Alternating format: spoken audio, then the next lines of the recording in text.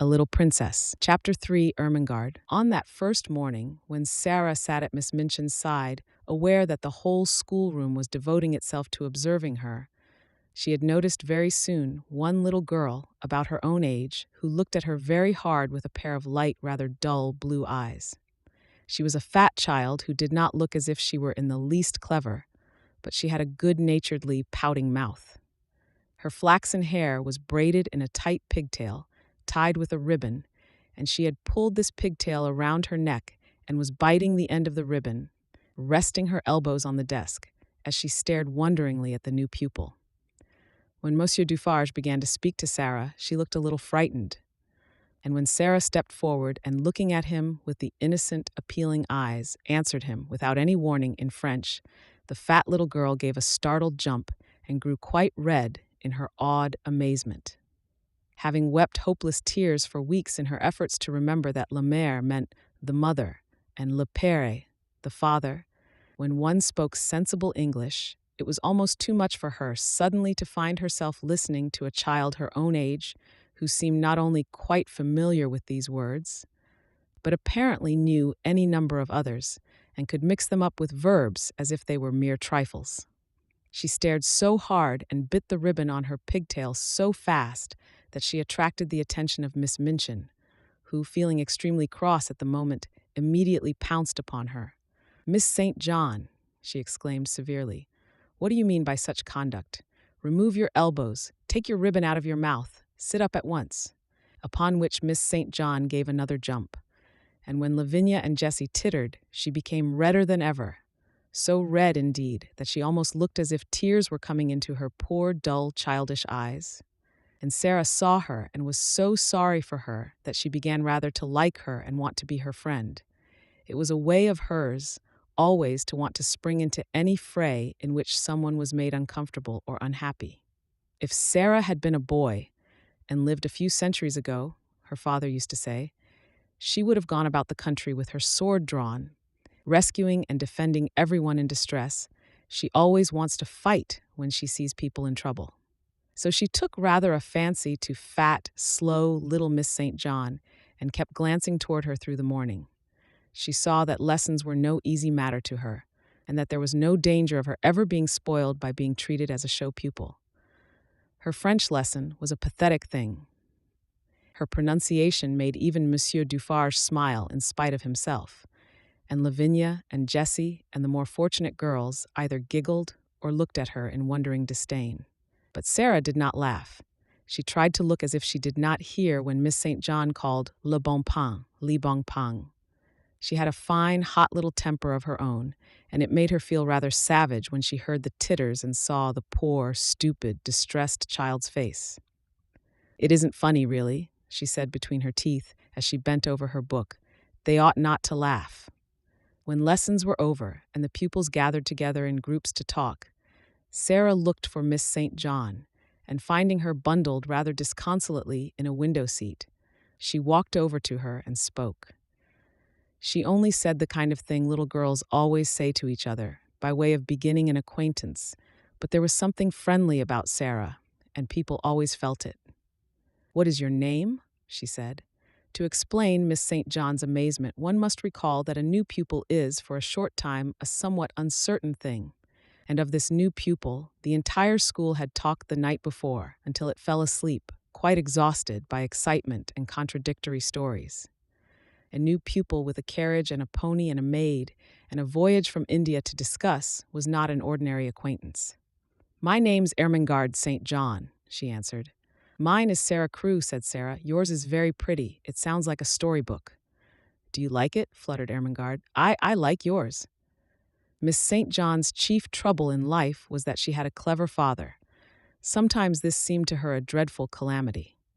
If you have a father who knows everything, who speaks 7 or 8 languages, and has thousands of volumes which he has apparently learned by heart, he frequently expects you to be familiar with the contents of your lesson books at least, and it is not improbable that he will feel you ought to be able to remember a few incidents of history and to write a French exercise. Ermengarde was a severe trial to Mr. St. John. He could not understand how a child of his could be a notably and unmistakably dull creature who never shone in anything. Good heavens, he had said more than once, as he stared at her. There are times when I think she is as stupid as her Aunt Eliza. If her Aunt Eliza had been slow to learn and quick to forget a thing entirely when she had learned it, Ermengarde was strikingly like her. She was the monumental dunce of the school, and it could not be denied. She must be made to learn, her father said to Miss Minchin. Consequently, Ermengarde spent the greater part of her life in disgrace or in tears. She learned things and forgot them, or if she remembered them, she did not understand them. So it was natural that, having made Sarah's acquaintance, she should sit and stare at her with profound admiration. "You can speak French, can't you?" she said respectfully.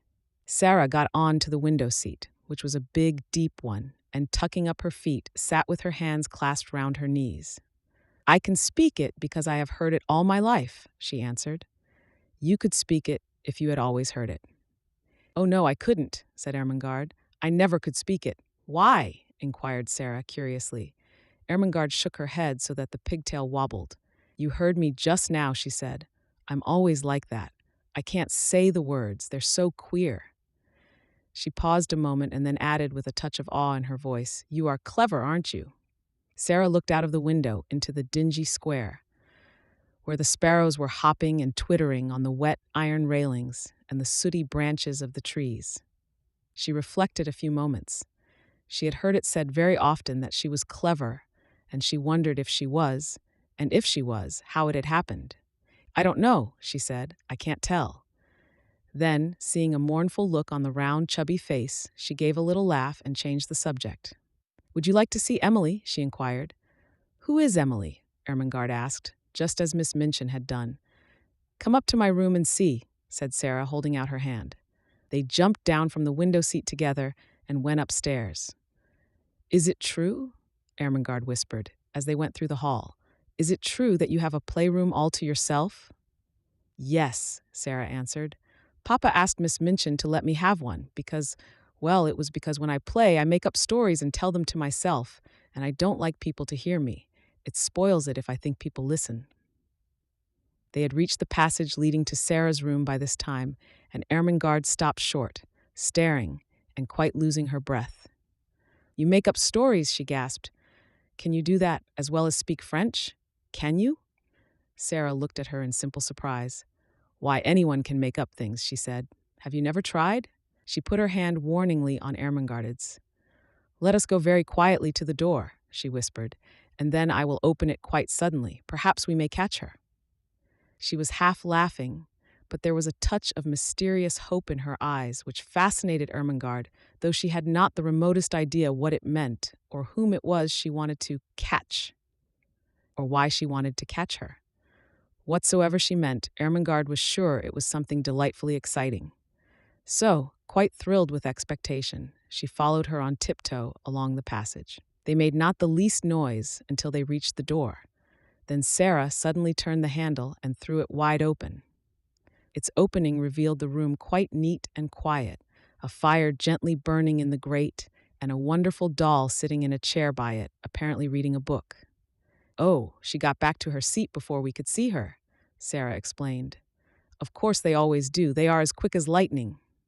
Ermengarde looked from her to the doll and back again. "Can she walk?" she asked breathlessly. "Yes," answered Sarah. "At least I believe she can. At least I pretend I believe she can. And that makes it seem as if it were true. Have you never pretended things?" "No," said Ermengarde. "Never. Tell me about it." She was so bewitched by this odd new companion that she actually stared at Sarah instead of at Emily, notwithstanding that Emily was the most attractive doll person she had ever seen. "Let us sit down," said Sarah, "and I will tell you. It's so easy that when you begin, you can't stop. You just go on, doing it always. And it's beautiful. Emily, you must listen. This is Ermengarde St. John, Emily. Ermengarde, this is Emily. Would you like to hold her?" "Oh, may I?" said Ermengarde. "May I, really? She is beautiful." And Emily was put into her arms. Never in her dull, short life had Miss St. John dreamed of such an hour as the one she spent with the queer new pupil before they heard the lunch bell ring and were obliged to go downstairs. Sarah sat upon the hearthrug and told her strange things. She sat rather huddled up, and her green eyes shone and her cheeks flushed. She told stories of the voyage and stories of India, but what fascinated Ermengarde the most was her fancy about the dolls who walked and talked, and who could do anything they chose when the human beings were out of the room, but who must keep their powers a secret and so flew back to their places like lightning when people returned to the room. "We couldn't do it," said Sarah seriously. "You see, it's a kind of magic." Once, when she was relating the story of the search for Emily, Ermengarde saw her face suddenly change. A cloud seemed to pass over it and put out the light in her shining eyes. She drew her breath in so sharply that it made a funny, sad little sound, and then she shut her lips and held them tightly closed, as if she was determined either to do or not to do something. Ermengarde had an idea that if she had been like any other little girl, she might have suddenly burst out sobbing and crying, but she did not. "Have you a pain?" Ermengarde ventured. "Yes," Sarah answered after a moment's silence, "but it is not in my body." Then she added something in a low voice, which she tried to keep quite steady, and it was this: "Do you love your father more than anything else in all the whole world?" Ermengarde's mouth fell open a little. She knew that it would be far from behaving like a respectable child at a select seminary to say that it had never occurred to you that you could love your father, that you would do anything desperate to avoid being left alone in his society for 10 minutes. She was, indeed, greatly embarrassed. I scarcely ever see him," she stammered. "He is always in the library, reading things." "I love mine more than all the world 10 times over," Sarah said. "That is what my pain is. He has gone away." She put her head quietly down on her little huddled-up knees and sat very still for a few minutes. "She's going to cry out loud," thought Ermengarde fearfully. But she did not. Her short black locks tumbled about her ears, and she sat still. Then she spoke without lifting her head. "I promised him I would bear it," she said. "And I will. You have to bear things. Think what soldiers bear. Papa is a soldier. If there was a war, he would have to bear marching and thirstiness and perhaps deep wounds, and he would never say a word, not one word." Ermengarde could only gaze at her, but she felt that she was beginning to adore her. She was so wonderful and different from anyone else.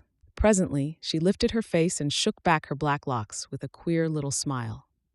"If I go on talking and talking," she said, "and telling you things about pretending, I shall bear it better. You don't forget, but you bear it better." Ermengarde did not know why a lump came into her throat, and her eyes felt as if tears were in them. "Lavinia and Jessie are best friends," she said rather huskily. "I wish we could be best friends." "Would you have me for yours? You're clever, and I'm the stupidest child in the school, but I do so like you." "I'm glad of that," said Sarah. "It makes you thankful when you are liked. Yes, we will be friends, and I'll tell you what," a sudden gleam lighting her face, "I can help you with your French lessons."